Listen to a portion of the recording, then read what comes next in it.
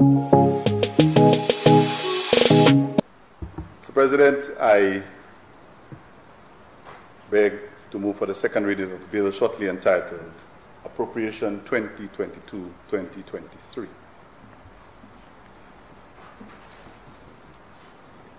Mr. President, as I was saying, I stand on behalf of this government in this Honorable Senate to present or make a small presentation on the theme, or on a budget with a theme that is very clear in its intention of transforming of our economy and empowering our people. Mr. President, this budget is not about emotion and sensationalization. It's not about promises unfulfilled, but it's about building and rebuilding a resilient and progressive society and economy that is predicated upon a very strong philosophy that the government that I'm part of the St. Lucia Labour Party, stands on, and that is bread, freedom, and justice. Mr. President, in doing so, we also are very mindful of obedience to the rule of law, and so everything we do in this process will uphold the rule of law. Mr. President, in 2021, or between 2016 and 2021, the then opposition ran an entire campaign on the theme of putting our people first. We were able to get this message across to the people of St. Lucia, who demonstrated on the 26th of July 2021 that they believe in this message, and so gave us a handsome 15-2 majority at the polls. Mr. President, we will not come here to squander that opportunity, but to work on behalf of the people of St. Lucia. And this budget intends to present the people of this country with a clear understanding of how we intend to do such. And so the policies and the programs articulated in this budget, Mr. President, by the Honorable Prime Minister and by our other colleague ministers and parliamentarians in the lower house, have clearly sought out to articulate the policies that this government intends to proceed with in the next fiscal period. Mr. President, despite the hardships that were induced upon us as a country, first of all by COVID, and now more recently by the war in Ukraine, and notably by the previous UWP government that has landed us in this predicament, notwithstanding, Mr. President, we intend to ensure that our government lays the foundation for ensuring that St. Lucians can survive and prosper in this difficult environment. And that is why, Mr. President, we have established, or we have decided, that we will attempt to provide a decent wage for our workers. And that is why, effective April of this year, our public servants received their salary increase that was promised to them, but had not been delivered previously. And that is why, Mr. President, we have started on this note. Despite our government in the last 9 months not borrowing a cent, we have been able to stabilize this economy and to provide hope for our people. And now we come to the budget with proposals, policy position that is going to give us the impetus we need to rescue this economy. So, Mr. President, I begin with the sector that is perhaps the most critical one at this point that will help us achieve this objective and help us to rebound. from the effects of COVID and what we inherited from the previous government. Mr. President, tourism is a sector that is perhaps the highest contributor, or not perhaps, but is definitely the higher contributor to foreign exchange and employment in our private sector and to this country. And so, Mr. President, having recognized that, from very early, we started a very aggressive marketing campaign and a strategy that focused on the uniqueness of the tourism product in our country to our target markets. And Mr. President, within the first few weeks of us being in office, we were able to experience or see the return of one of our airlines, and I'll go back to that shortly. We were able to see significant growth in stayover arrivals in the cruise sector. We were able to see arrivals of tourists for 2021 being 40% higher than the projected figures. And so far, in the first quarter, Mr. President, up to March of this year, stayover arrivals have been over 80,000, which exceeded our projected figures. Mr. President, in March, we saw a recorded 32,111 arrivals, representing 21% of above the projected figures. And the projections for the rest of this year remain very encouraging, and we expect increased airlift and increased economic activity from these figures. We're very happy to welcome back Virgin Atlantic, Mr. President, out of the UK last December. We're also happy to welcome Sunwing Airlines from Canada and the inaugural visits of at least 10 cruise vessels in the last few months. I would have liked to have gone through them, Mr. President, but I want to get to other things. The inaugural visits signaled confidence and in a COVID environment that the cruise sector is willing to come to our shores and willing to provide us with opportunities for growth. But, Mr. President, it's not just about the numbers, because I sat in this opposition chair some years ago and I listened to people just throwing numbers at us, numbers, record numbers. Mr. President, there is no real benefit in numbers if these numbers do not redound to benefits to the people of this country. And so, we saw it fit, Mr. President, while the numbers are good and while the numbers are returning, to introduce as a government the community tourism bill, which was passed in this very House a few weeks ago.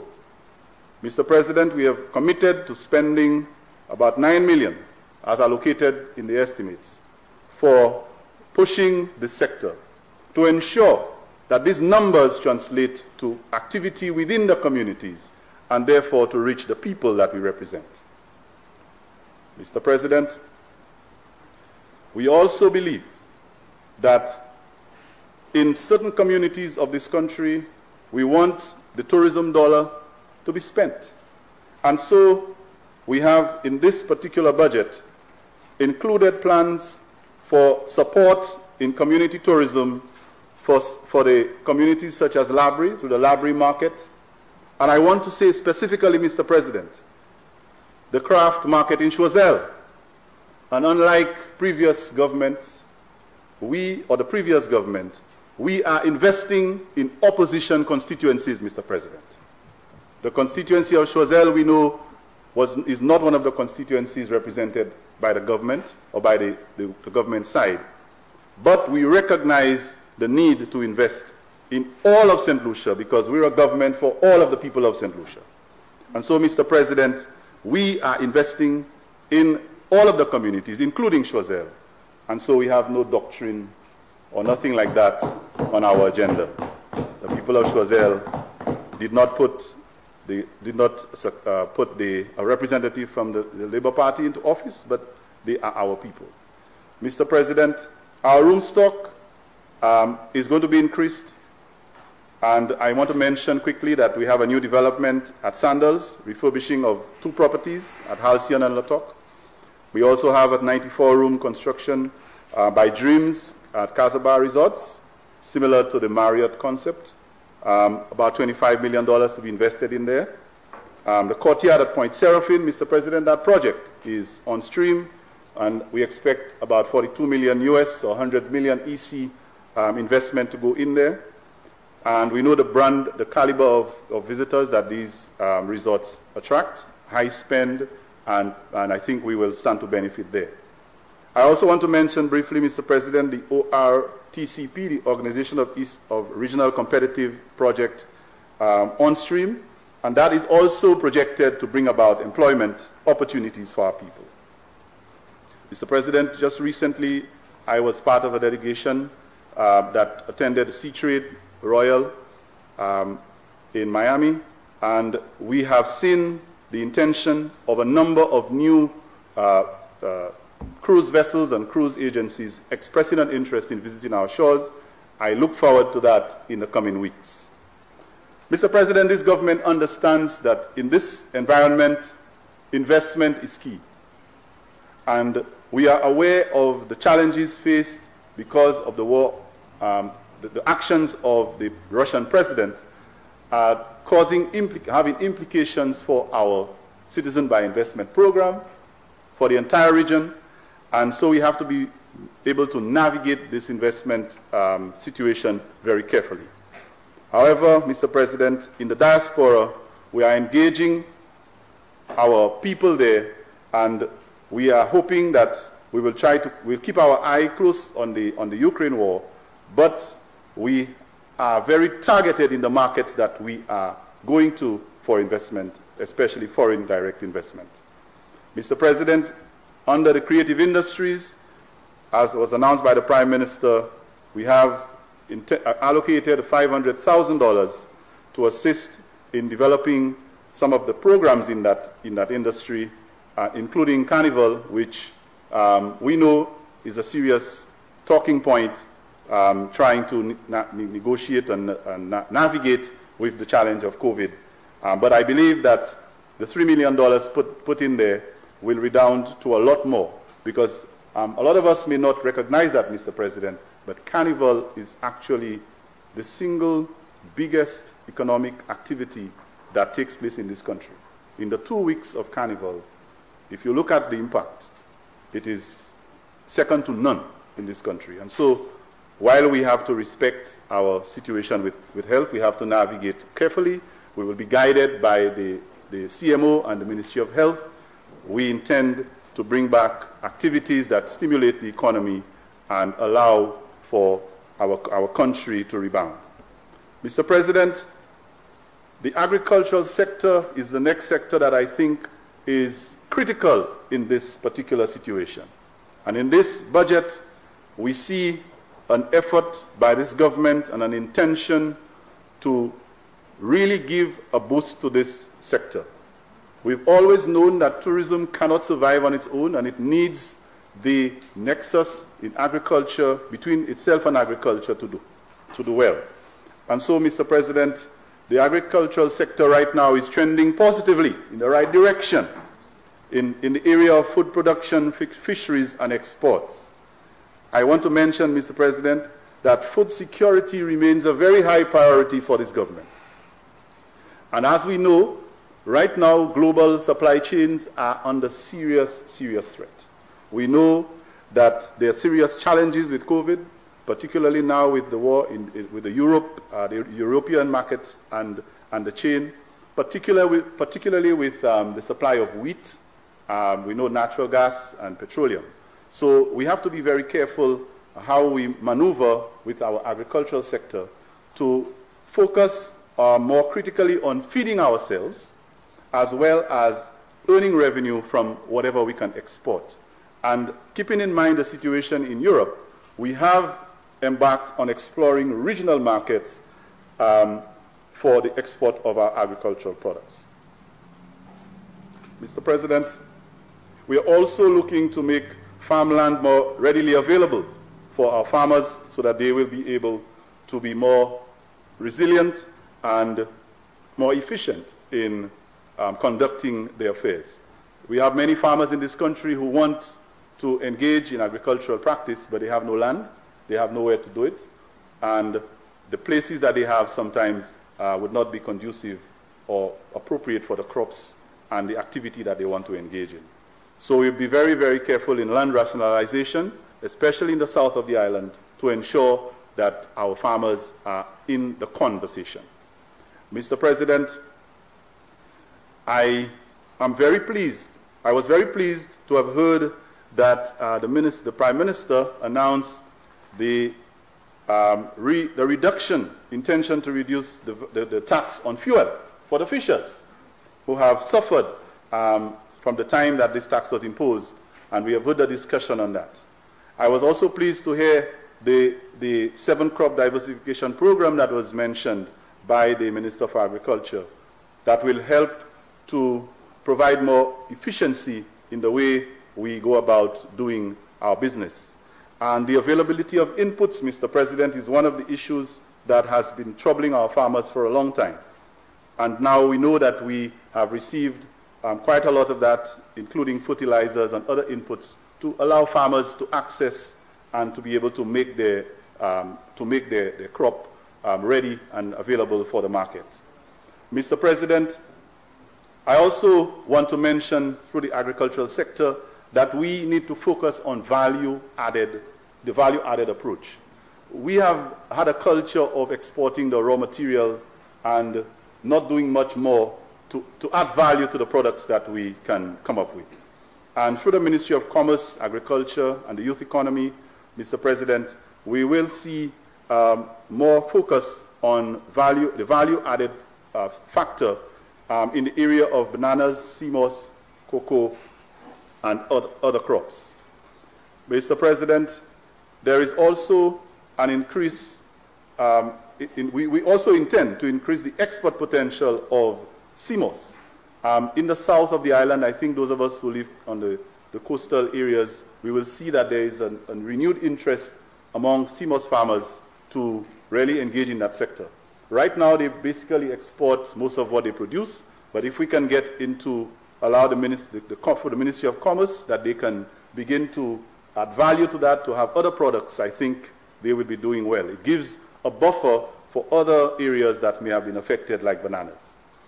Mr. President, I also was very pleased, I'm very pleased to mention that we are going to have some focus on honey production and beekeeping. This is a sector that has been underutilized. We know that because of climate change, there are threats to the environment and the conditions for bee farmers to really do well, but they need support, and this is a sector that we intend to invest in. Mr. President, I want to now move to an area that, despite the challenges that we face, is perhaps even more critical with regard to our human resource. And every time I stand in this house, even when I was in opposition, I think I was the spokesperson in that regard, because I always made reference to the development of our human resource.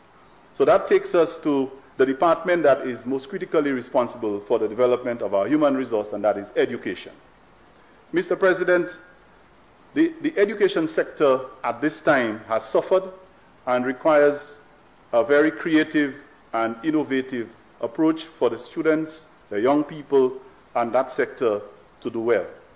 And so we have recognized that ICT is part of the educational infrastructure that we must pay attention to, and COVID taught us a very good lesson in that regard, and educational support in these areas is key. Mr. President, in that regard, I'm very happy to report or to inform the Senate that our government has procured 12,000 laptops. 12,000 in the 9 months, without borrowing a cent, that is.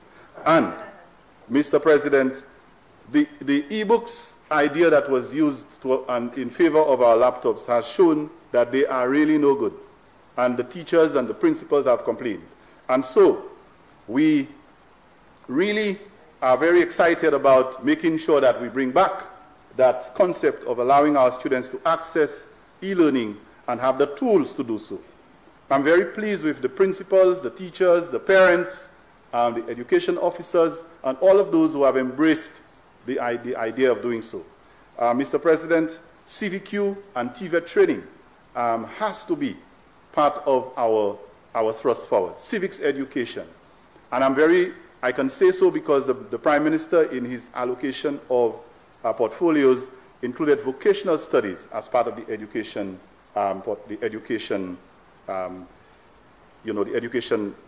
ministry. And so I am very pleased to see that we have the development of 2 workforce centers in this country, and bringing back the care, concept of the care center. I am sure my colleague, Education Parliamentary Secretary, will elaborate on that. We really have, Mr. President, if we want to develop this sector, to broaden the base and the foundation of our education sector. And that means we have to pay attention to early childhood and the primary education programs that we offer. So the curriculum in the primary education program is being strengthened to include areas such as critical thinking, conflict resolution, problem solving, emotional intelligence. In other words, we are teaching students how to learn and how to think and how to live.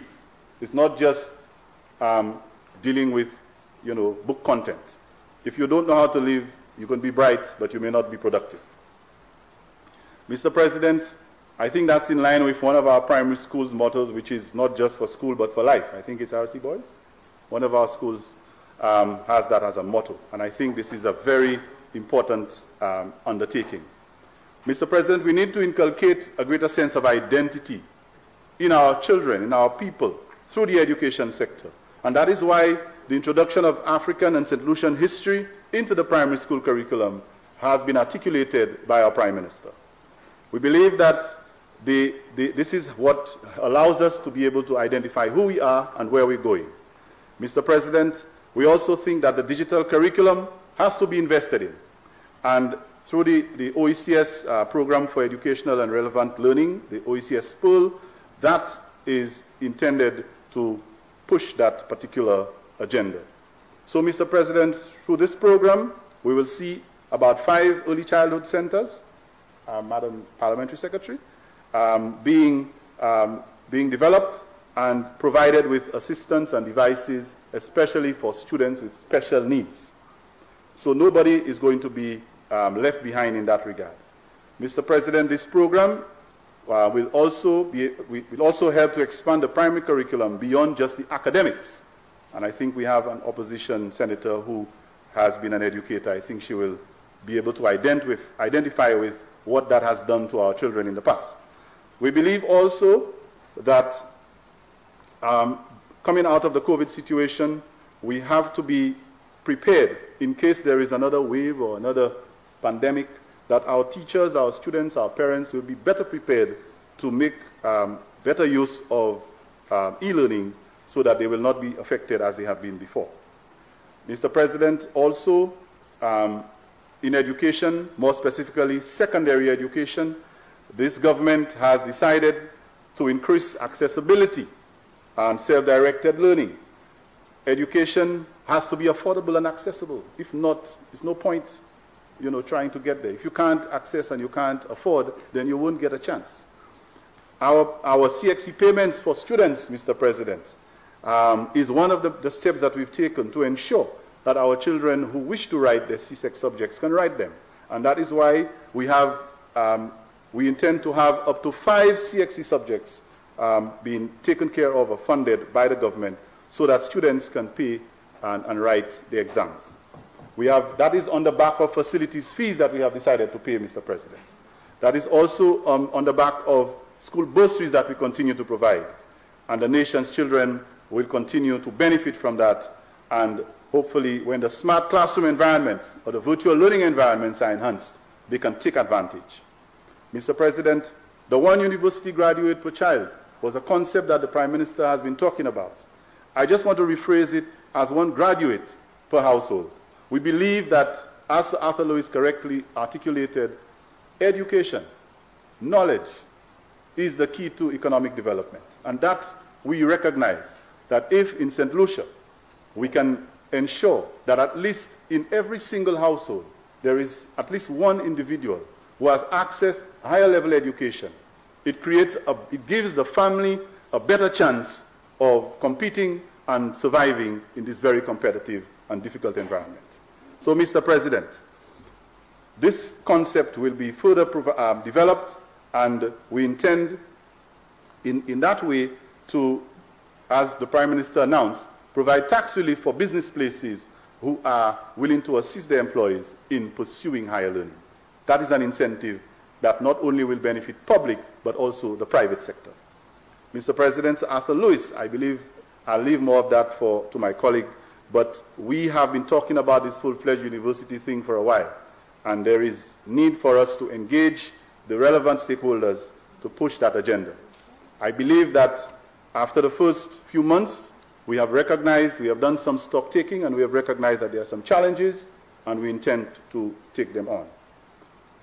Innovation is part of the education portfolio, Mr. President, and I believe that the region, as a region, we need to become an academic hub, where we use our human resource to be able to bring in revenue and develop our people.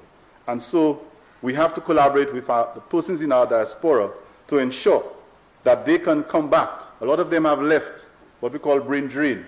We invest in them, they go to university, they get scholarships, and they stay, they don't return. So we have to find ways in this country to incentivize and have our good brains to return to this country and give back and help develop our sector.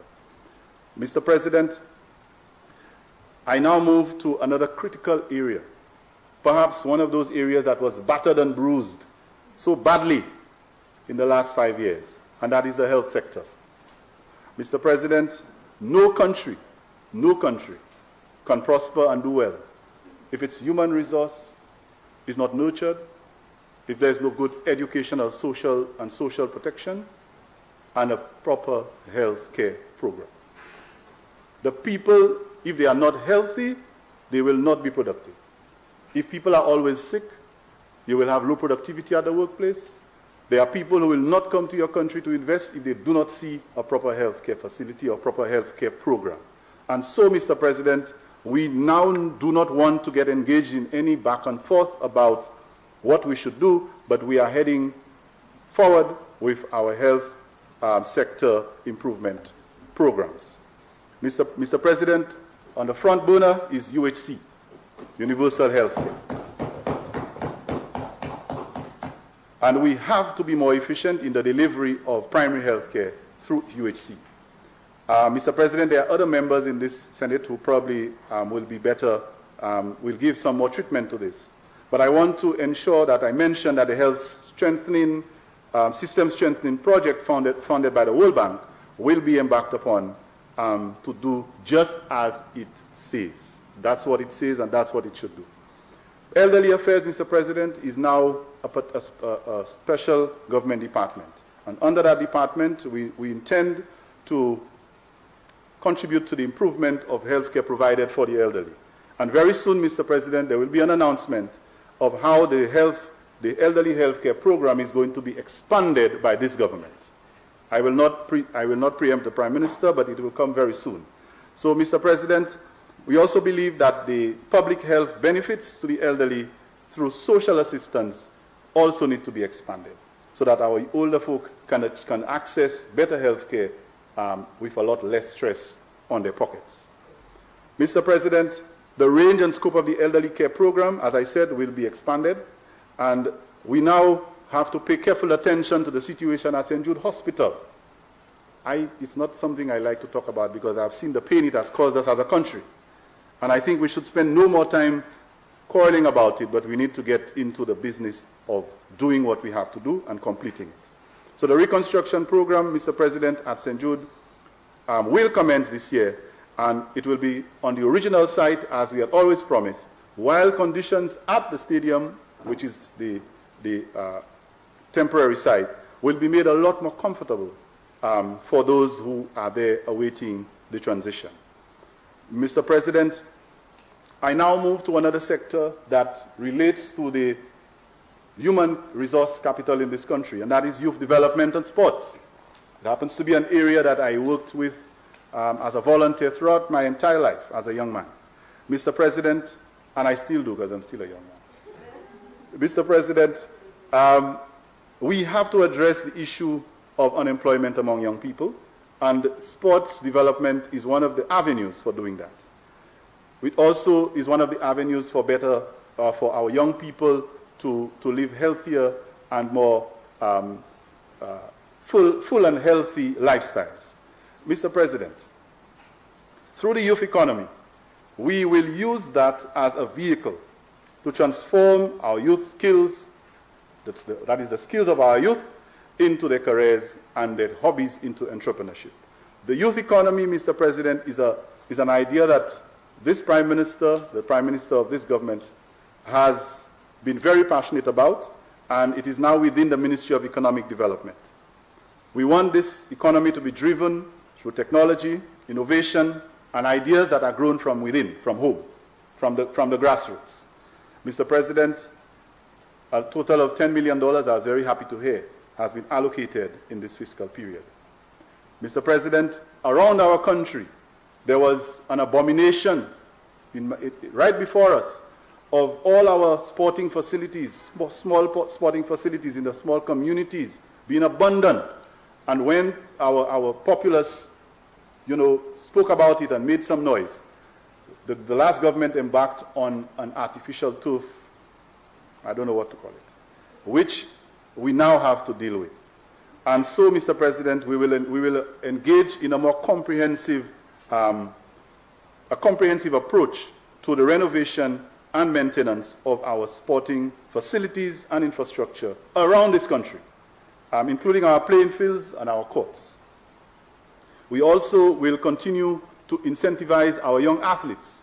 We have people like Naomi London and our prospective Olympian Alfred, right, who are now on the verge of taking us to the Olympics. We have to invest in their future and make it possible for them to be able to access resources of the state so that they can excel to their full potential. Mr. President, I now move to housing. Again, Mr. President, you cannot grow an economy, you cannot develop your people if you do not take care of the holistic needs. I have spoken about tourism, where you talk about bringing in foreign exchange, education, healthcare, youth development. Housing is one of the areas that can seriously impact the lives of people. And if they are under conditions, they live in conditions that are inhumane, there are other factors that you notice about their behavior and even their achievement. As a school principal, it was sometimes very easy to determine where children came from based on how they behave. And that was sad, because the things they say, the things they are exposed to, these things are manifested in their conduct. And so housing is a serious area that we need to pay attention to. And we have to make residential lots available and affordable for ordinary people in St. Lucia to be able to own a piece of the state. We also have to be able to ensure that there is an equitable plane on which every St. Lucian can access proper land and other housing needs.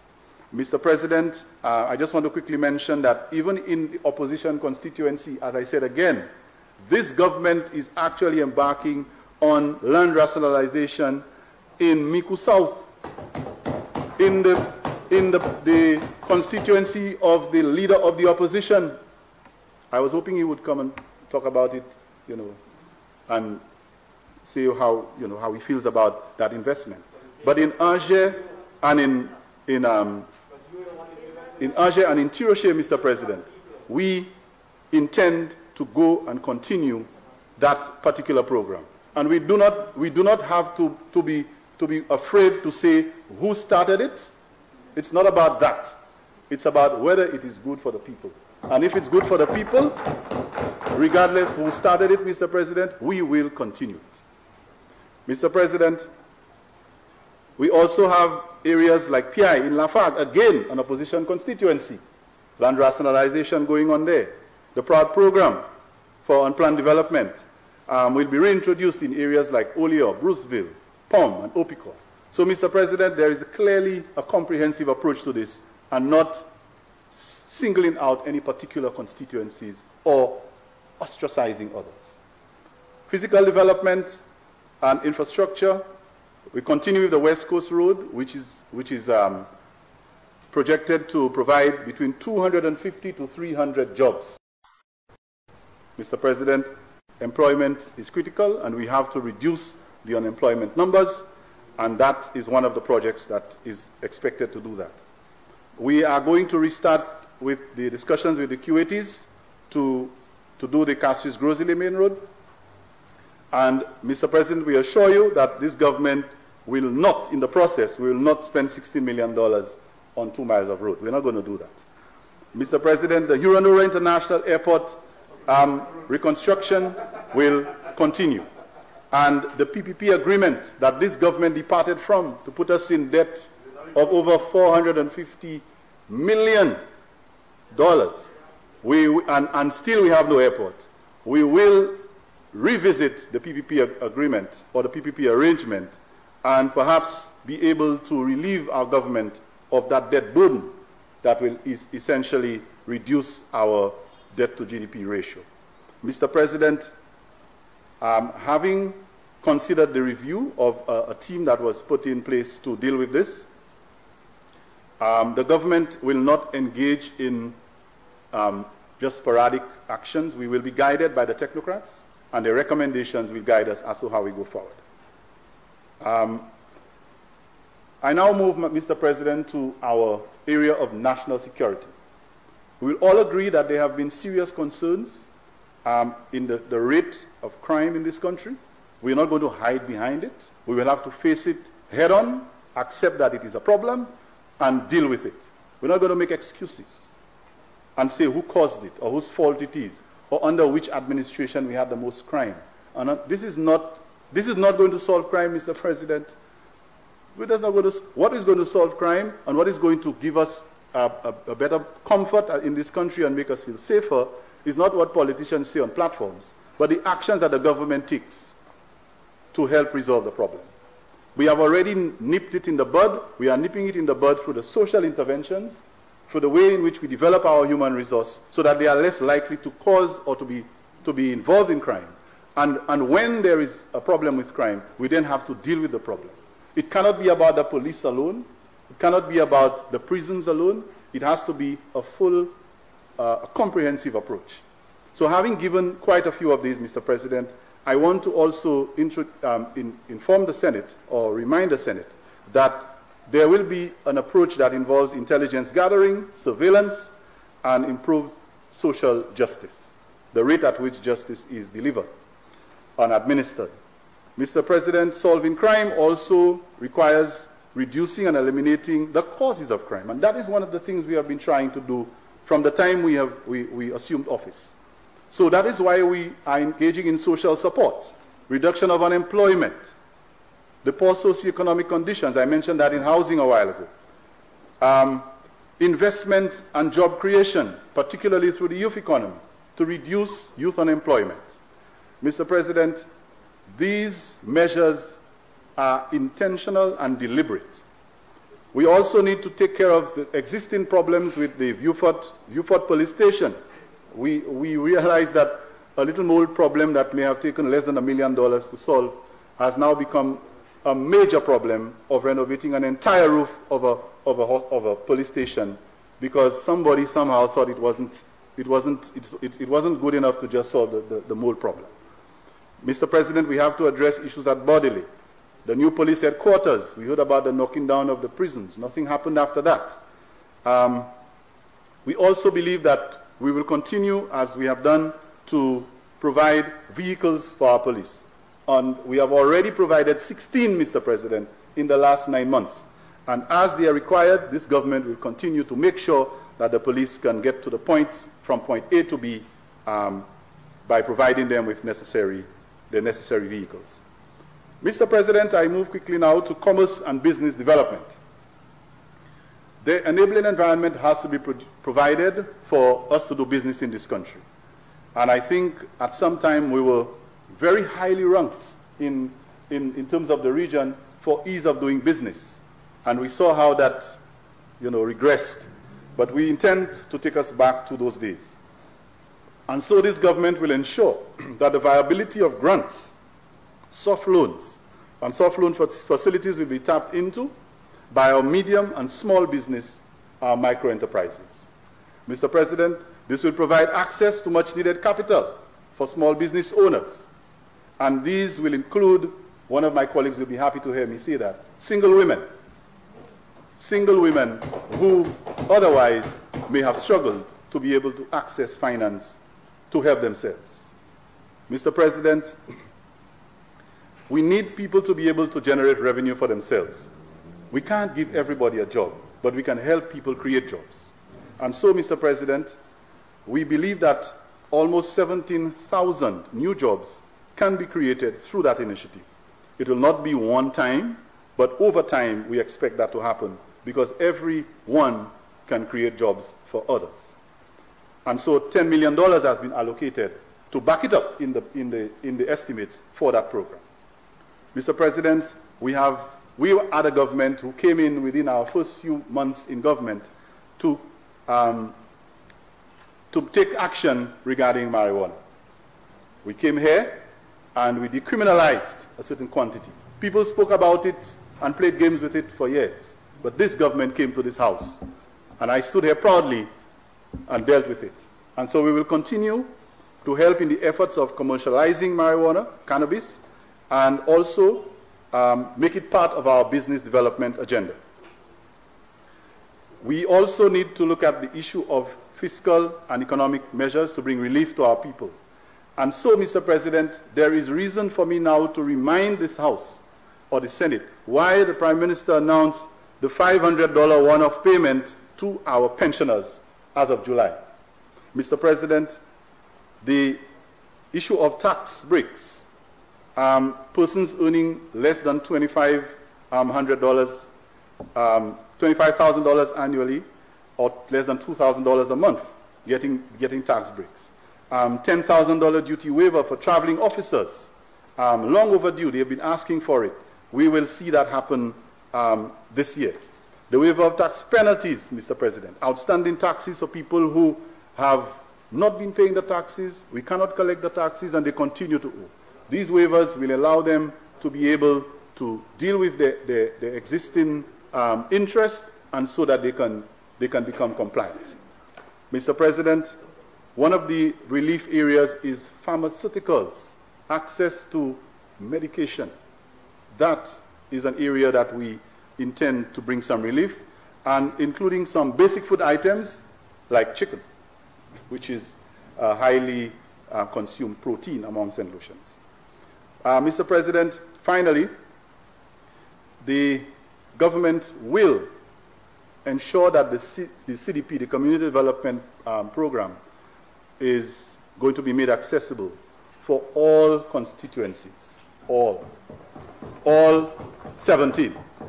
And again, I was hoping that the opposition would have spoken about how they were going to use these monies to benefit the people in the constituency. I think one of the members, to be fair, did allude to that.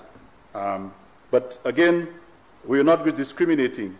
And $28.5 million through the Republic of China and Taiwan grants and facilities will be available to ensure that all constituencies can benefit.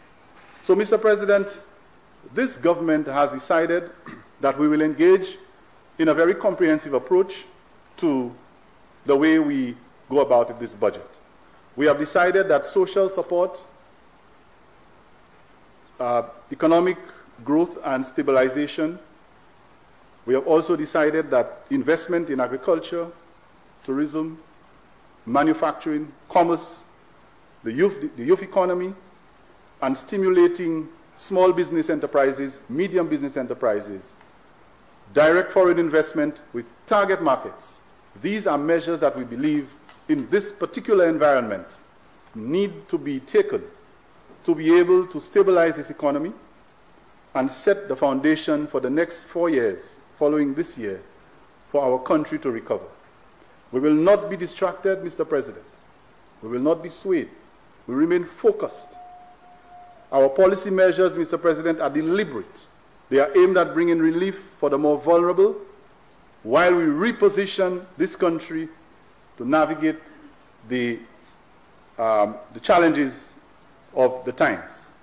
And Mr. President, in a spirit of collaboration, inclusion, integrity, and the rule of law that I started with, we look to towards putting this country back on a sustainable path of growth and prosperity through the actions that we take in this budget. And so I present this appropriation bill to the Senate for discussion, and what I hope will bring about some fruitful outcome to the benefit of the people of this country. I thank you, Mr. President.